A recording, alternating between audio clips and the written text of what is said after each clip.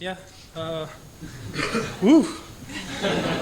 Yeah, I'm feeling quite nervous, but also it's such a pleasure to give this talk, like here. I'm feeling very close to all of you already, so it's sort of a treat for me as well.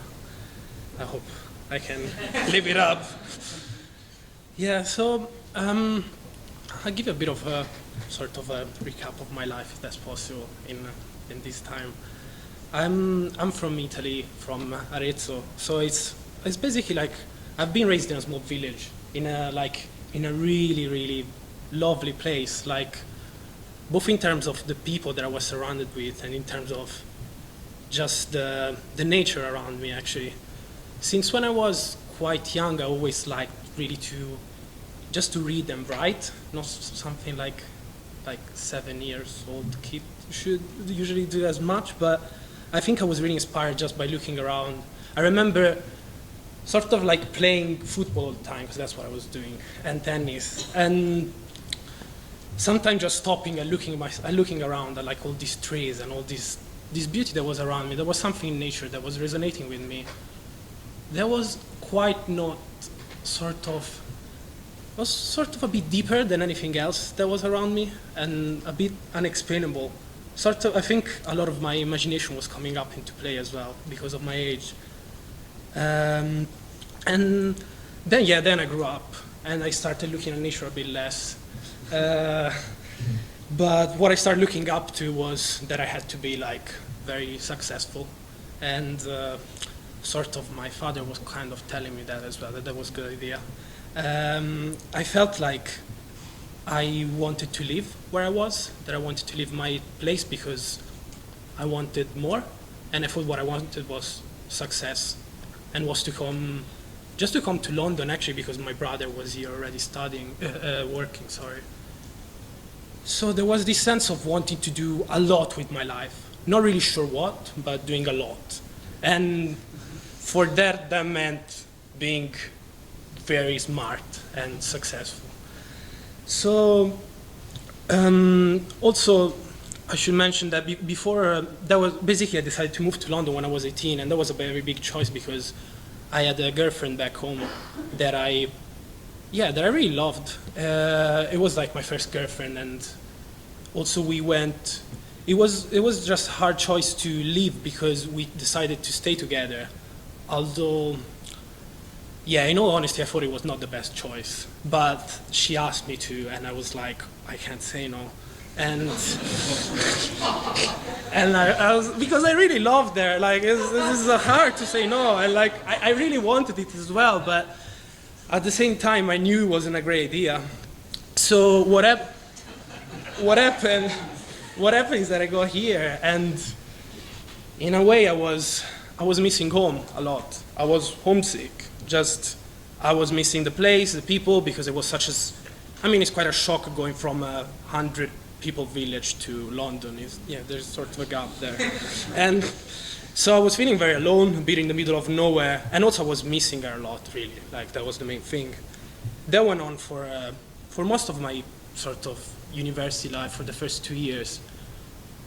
And there was this sense of like a loneliness and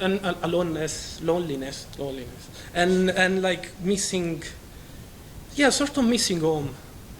And I think, I was just thinking that I would have been happy if I was back home, if I was back in Italy.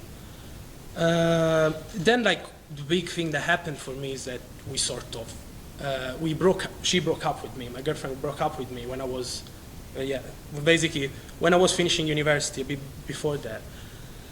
And that's, I think, like the major moment in which I questioned why I wanted to be successful. Why did I want to be like, to have this big life with all these shiny things?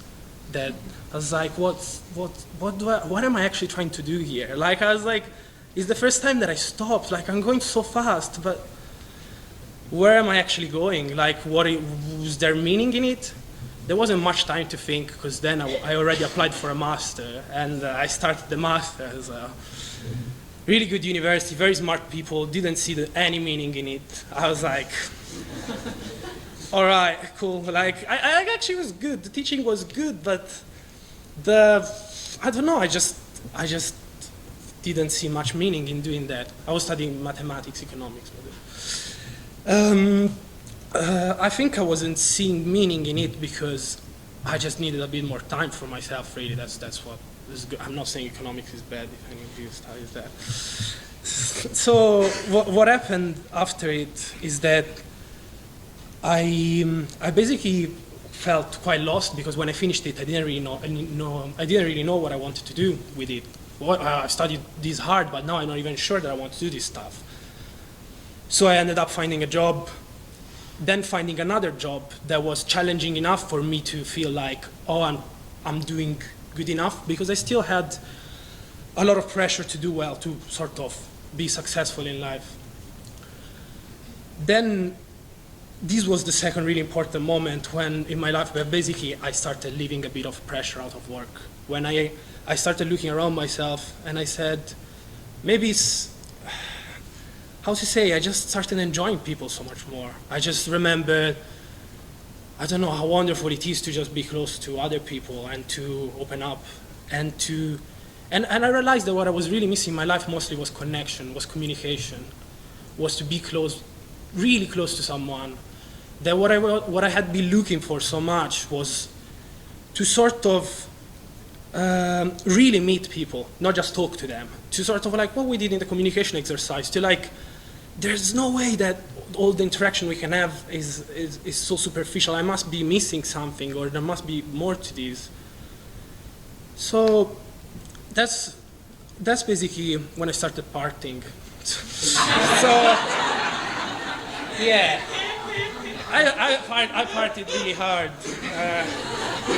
and I was really good at it. I was actually really good at it. I was going to a lot of parties. I was having a lot of fun, lots of everything. Like yeah, it was a really good time, really good time. But I still was missing something. And then I was still missing something. So like, that's basically, a year ago, that's when one of the people I work with, that actually, I thought she was really cool because she was going to the same parties as me. She told me, why don't you like go try to meditate? You seem like you could enjoy, why don't you go to the Buddhist center I went to? It was actually in North London. And I was like, yeah, why not? Let's try to do that. And that's when I became a Buddhist. Like, that's the moment that I stepped into the place. It was not when I heard about teaching. It was not when when I went really deep into meditation or something like that. It was just when I entered the place. It was like just the connection that I was missing. That's what was there. Just that it sounds a bit strange, but just the atmosphere, the place was more real than anything else I had ever found to that moment. Although it was quite intangible what was the atmosphere, what was going on there, but it felt so real. And yeah, like, then I just got really quite involved with it. I just came to classes and yeah, I just started coming along because I couldn't get enough of it, but I was still partying at the same time. So I had these two currents in my life. I still wanted to have a lot of fun, but I also was like, there's so much more meaning in this. This is where the real thing is, but I still had to get some sort of stuff out of myself, I guess. Then over time it started coming down, and that's when I really, really started making the most out of my time coming to the center. And yeah, I just can't emphasize enough how important it is to value what is a repetition, but to value what you know is valuable for you. When I started putting really my energy, really valuing what my highest ideals were, my life really changed. In the course of the last 6 months, something like that, I would say. I joined a study group, and after the first 3 months, I started really committing to it. And I finally found a way to Actually, I'm still finding my way, but I think I'm starting to find a way to really communicate with people, to really find what I was missing all this time. And I also found a home, I would say, because it's, yeah, okay, it's gonna be a physical home because I'm gonna move into the community very soon. So that's also that, but I think the home is really, it's sort of in the atmosphere again. It's sort of what this place creates, what the people that are in it create. It can be the community, or it can be just here or a retreat. Like, I'm feeling really home now. Like, I'm feeling, yeah, very close to everyone. And at the same time, that I can just be myself. And maybe a lot of happiness in life for me seems to be just in that very simple thing. And yeah, then Buddhist is so much more. It enriches your life so much. But again, really the main things that I found is a way to be myself and to really meet people on a deep way, in a deeper way, in a real way, and to just feel at home, I guess. And that's, for me, for now, that's more than enough.